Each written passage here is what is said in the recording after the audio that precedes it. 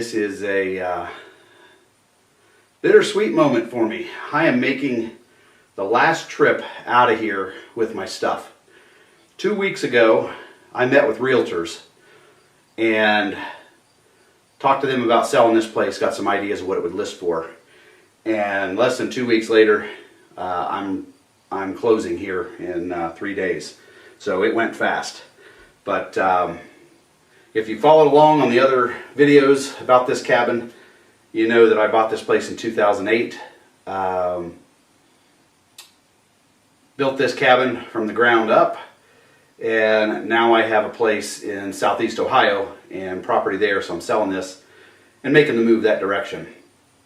But looking around, a lot of good memories here, a lot of hard work that went into getting this place, excuse me, to the place that it is. But you know, one quick, I guess, word of advice as you're getting ready to sell, whether it's your primary home, whether it's a hunting cabin, whatever it is, do your research. I did mine and it really paid off. I invited 3 realtors out here to look at the place, and I'd had a realtor out here over a year ago. Asked him, you know, what can we sell this place for? And he told me, you know, let's list it at 89, maybe 95, and expect to sell it somewhere between 85 and 90. I really felt like the place was worth a lot more than that, and I just wasn't prepared to let it go at that price.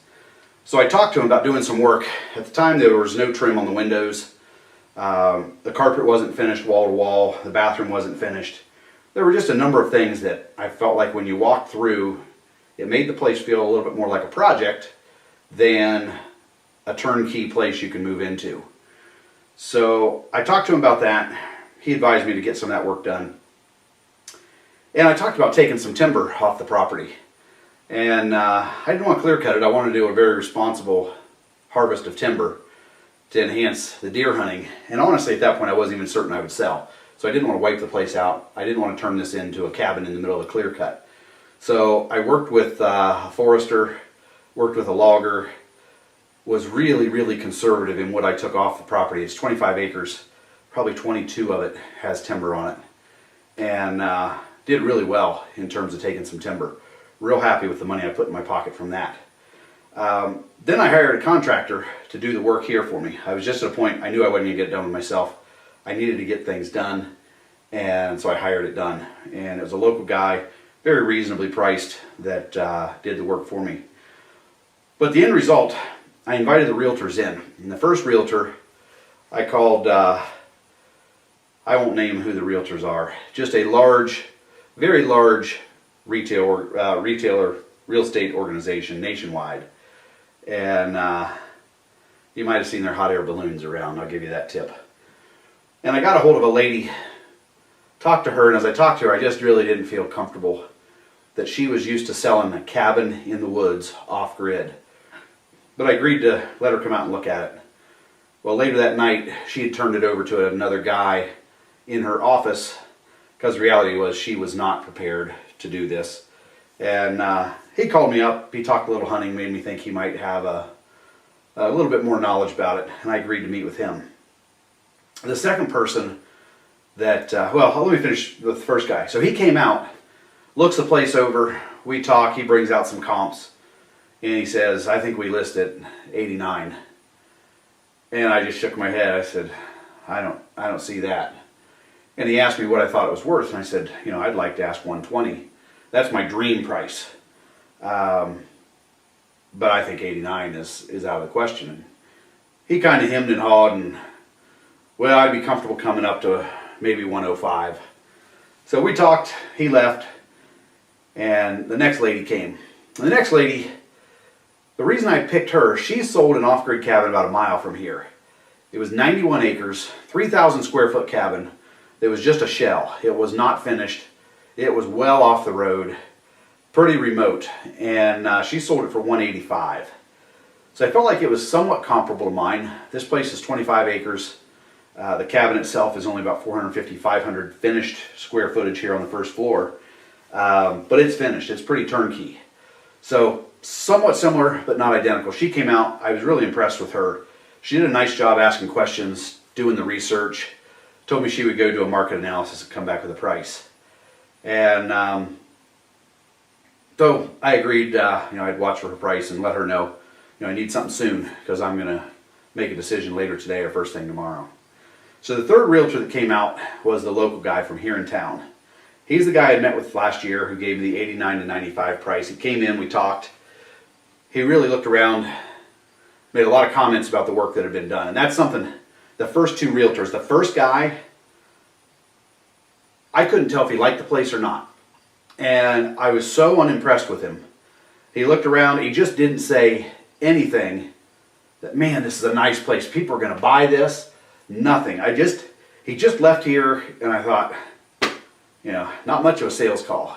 The lady who came out was very complimentary of the place. I really like this place. I think people are going to like it. I think you're going to see a lot of interest. I had a ton of interest at the other place, really selling her experience and selling the property, telling me, you've done a nice job on this place.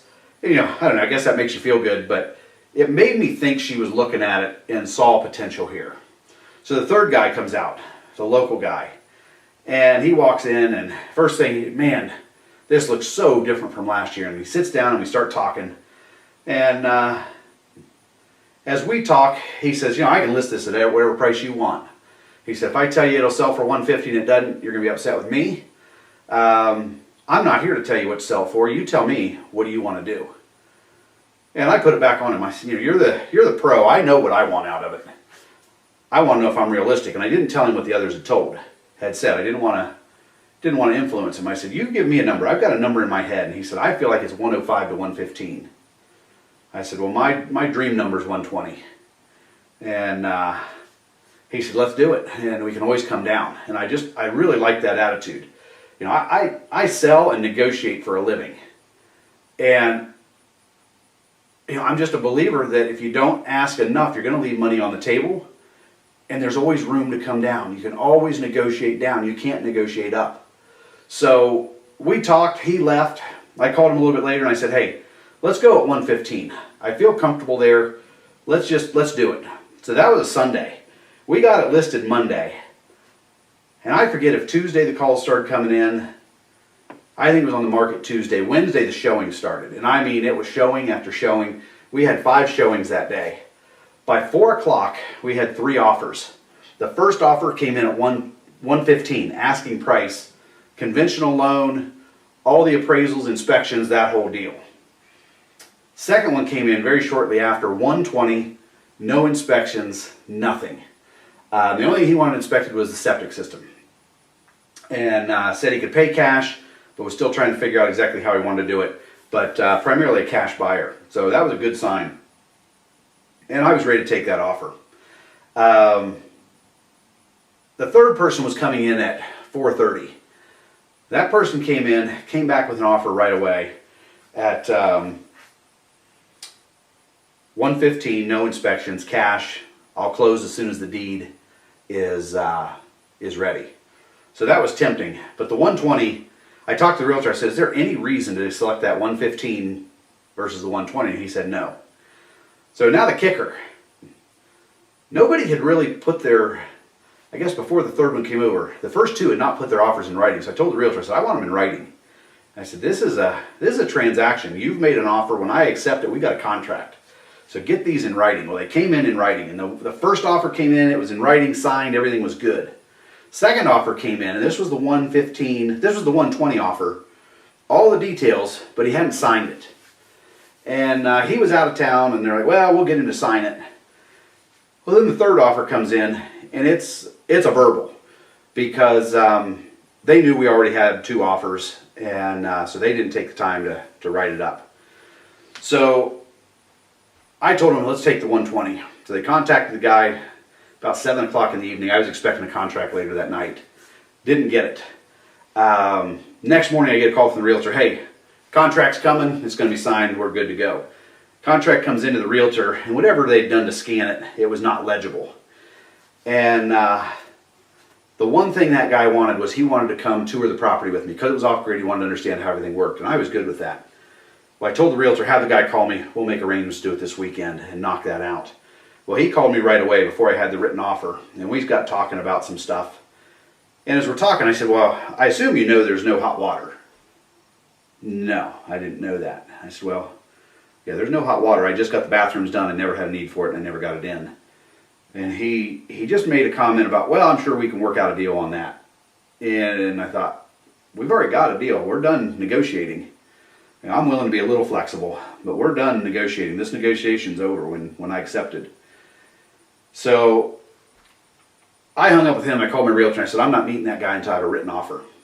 So the written offer comes in later that day, and their realtor had hemmed and hawed. I'm on the road, and I said, look, I don't care. I am not going to spend my time talking to someone I don't have a written offer and a legal contract with.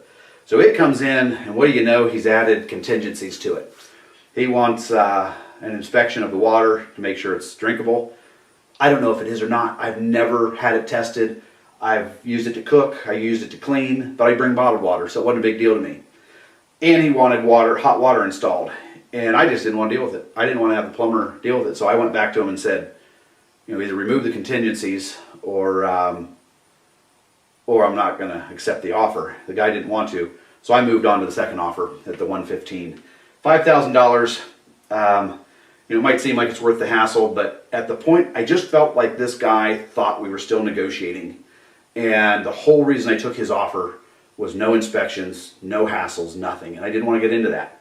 Nice guy, but I just didn't want to be hemming and hawing about, oh, I didn't realize this, and oh, I found this, and all kinds of stuff. So I accepted the $115,000.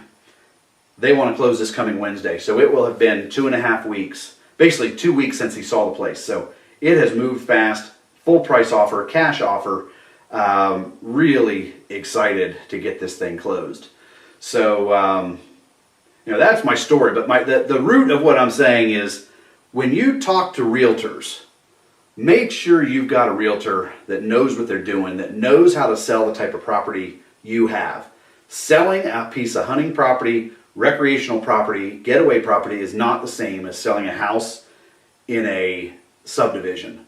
So don't get hung up with someone who thinks your house is just like every other one. Those first two realtors were so focused on comps, and nothing is comparable when you look at properties. I saw a really nice house with 17 acres. I saw another place with more land but a lesser cabin. They're just not comparable. You can't compare them. Every one of them has to be viewed on its own. And my gut told me this place was worth 110 to 120. I just felt like I knew what I had in it. I know it's a very unique setting, and so I was going to stick to my guns, and it paid off. I mean, had I gone with that first realtor, I would have left $25,000 on the table. I mean, that's big.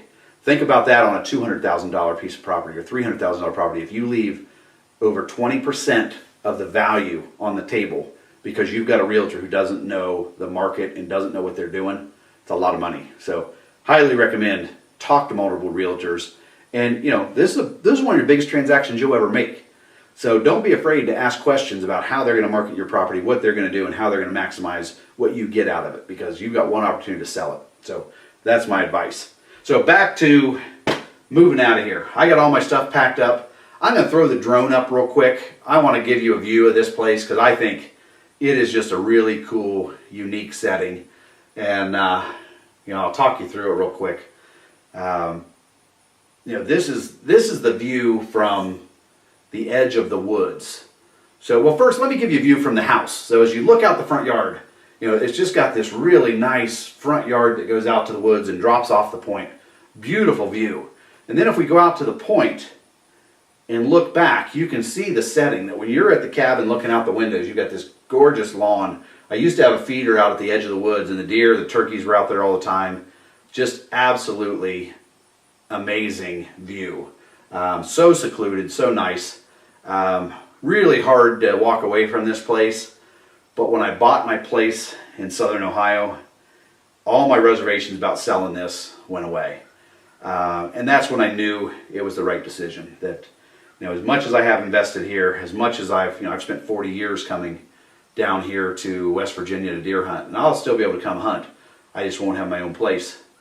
But at the point at which you sell, at the point at which you're ready to sell and you just know it's right, it feels real good. So I can't wait to get my stuff into my new cabin. I got a couple months left before I take possession of that. So I'm kind of in limbo here. I'll be continuing to stay with Joshy, and he and Kelly have allowed me to crash at their place now for, geez, almost 4 years, I think. Maybe about 4 years.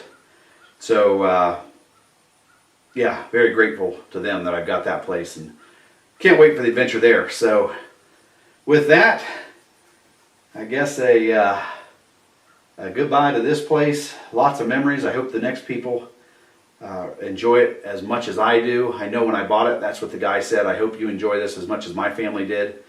And I sure did enjoy it. It's been great. So with that, I'm going to wrap things up. Thanks for joining. Keep an eye out for my next video, my next cabin video, which will be about my new cabin in Southeast Ohio. As soon as I get possession of it, I'll introduce it, because it's a pretty cool place. It's about twice the size of this, and 22 acres. So it brings our total over in Southeast Ohio to 175 acres. So we got a nice chunk of property over there, and pretty excited about it. But anyway, thanks for joining. Remember what we say, outdoors is always in season, so get outside and enjoy it. Have a great day. Hit like, share, and subscribe. I'll see you next time. Thanks.